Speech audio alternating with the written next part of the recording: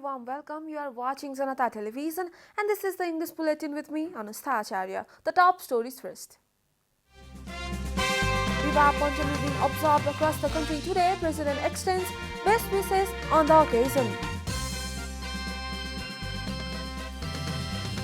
Election Commission unveils calendar for Upper House election. Voters list to be published on January 1. UML Chairman Oli says impeachment against Chief Justice unlikely, states that the party has no qualms over judicial reforms. At least 4 killed as explosion rocks Iraq's Basra. Military says a motorcycle reached with explosives caused the blast. And Liverpool beat Milan for perfect group stage record. The Reds become the first English club to win all 6 Champions League group games.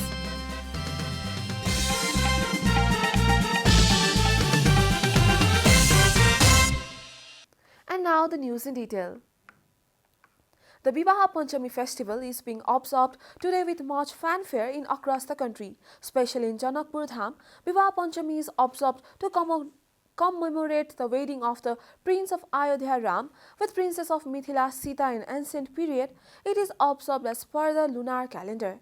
This festival is observed for a week in Janakpur Dham, where the marriage is believed to have taken place. The Province 2 government has announced a public holiday in the province today. President Bidya Devi Bhandari has extended best wishes to all Nepalis on the occasion of the Vivaha Panchami festival. She expressed hope that the festival will inspire to all foster the feeling of national unity.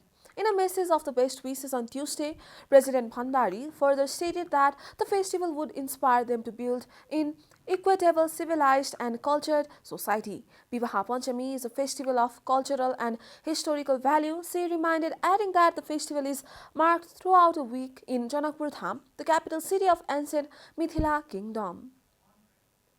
The Election Commission has unveiled the calendar of the National Assembly election, our report. According to the schedule approved by the Commission, the political parties wishing to consent in the election will have to register their candidacy from December 16 to 25. The voters' list will be published in the Office of the Returning Officer on January 1, and those whose names are left out in the list will be able to apply for inclusion of the names.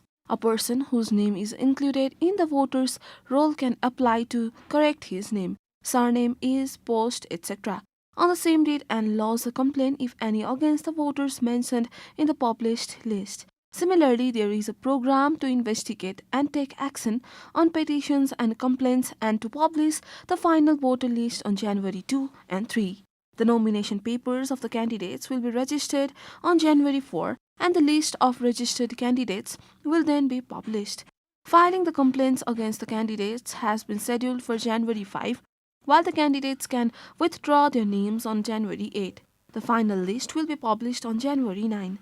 Voting is scheduled to take place at the designated polling station from 9 a.m. to 3 p.m. on January 26.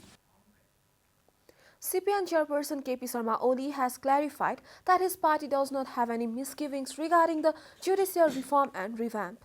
Oli said so to a delegation of Nepal Bar Association members who visited him at his personal residence in Palkot, Bhaktapur yesterday, seeking support to oust the Chief Justice. On the occasion, NBA chairperson Chandeswar Shrestha urged the main opposition party UML to support their campaign to begin impeachment against the CJ. The Bar Association has been launching protest demanding Chief Justice Solendra Samsar Rana's resignation.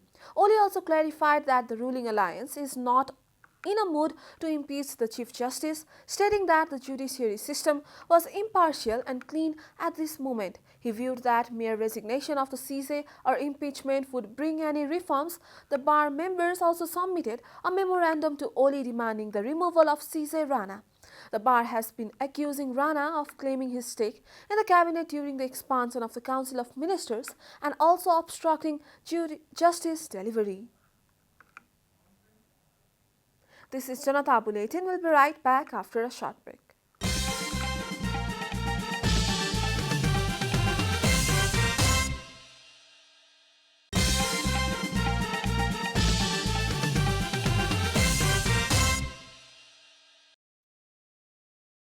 other national news.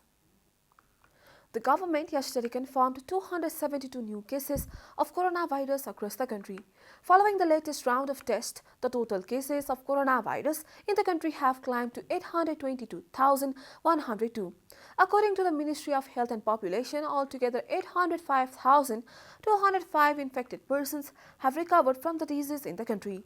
The death toll from coronavirus has climbed to 11,545 after the virus claimed 4 more lives yesterday. Nepal is currently among top 47 countries that have been most affected by the pandemic. The USA tops the list with over 50.26 million confirmed cases, followed by India with over 34.65 million cases. Coronavirus has infected more than 267.36 million people across the world and claimed over 5.28 million lives. Nepali Congress is in the final stage of preparations for the party's upcoming General Convention.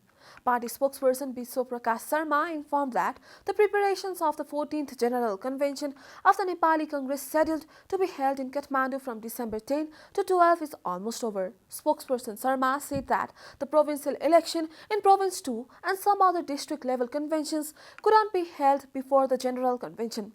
He added that the conventions in those areas will be held after the party's general convention.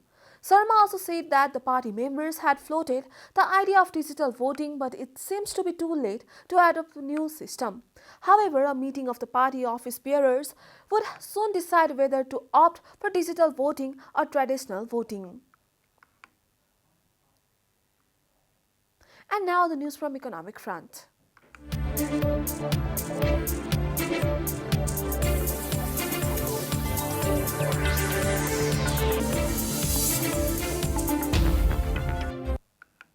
The new variant of coronavirus is expected to push the tourism sector towards another crisis. According to hoteliers, tourists have kept their bookings on hold after the Omicron variant was detected in Nepal. In November 2021, more tourists visited Nepal than the previous month. According to Nepal Tourism Board, 26,135 tourists visited Nepal in November compared to 23,284 in October.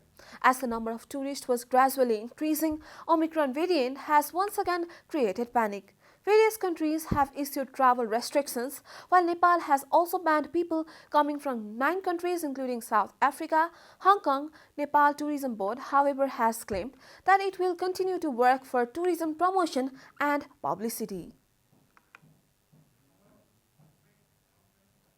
Time for a short break here at Janata Bulletin. Stay tuned for international news.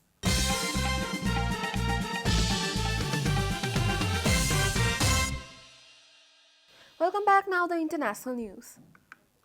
At least 4 people have been killed and 4 others wounded in an explosion that rocked the center of Iraq's southern city of Basra, the Iraqi military said.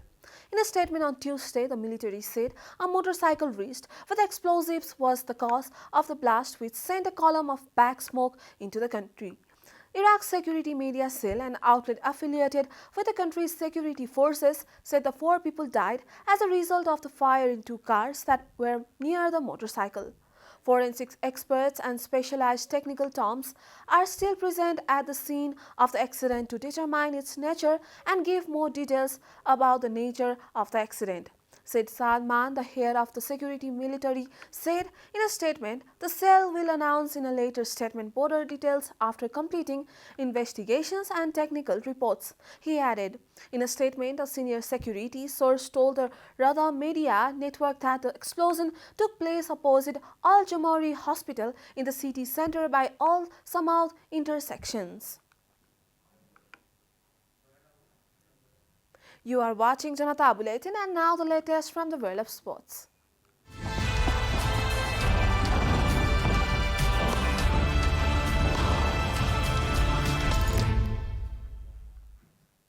Liverpool became the first English side to win all 6 Champions League group games as they completed a perfect journey to the knockout stage with victory over AC Milan in Italy. Manager Jurgen Klopp made 8 changes with the qualification for the last 16 already assured as group winners, while the Serie A leaders went in search of the win they hoped would secure their own passage into the next phase.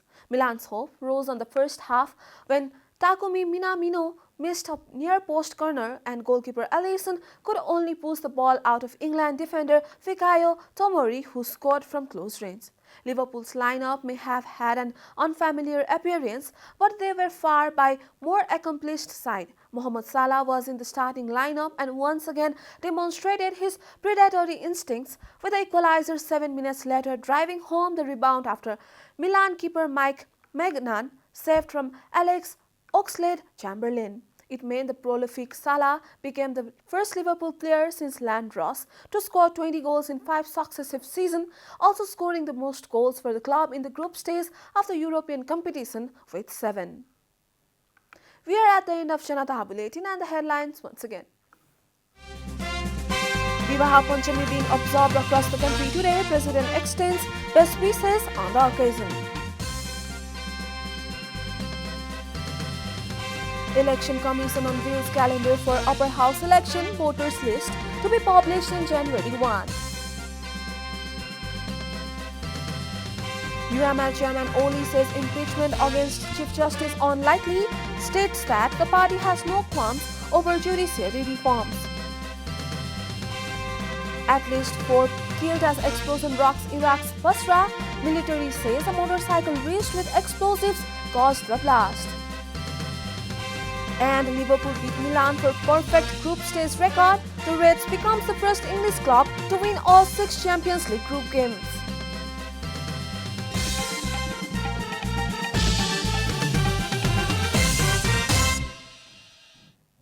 And that's all from the English News Desk for today. You can follow Janata Television and our programs on various social media platforms, including on our website janatasamachar.com. Keep watching Janata Television. Namaste.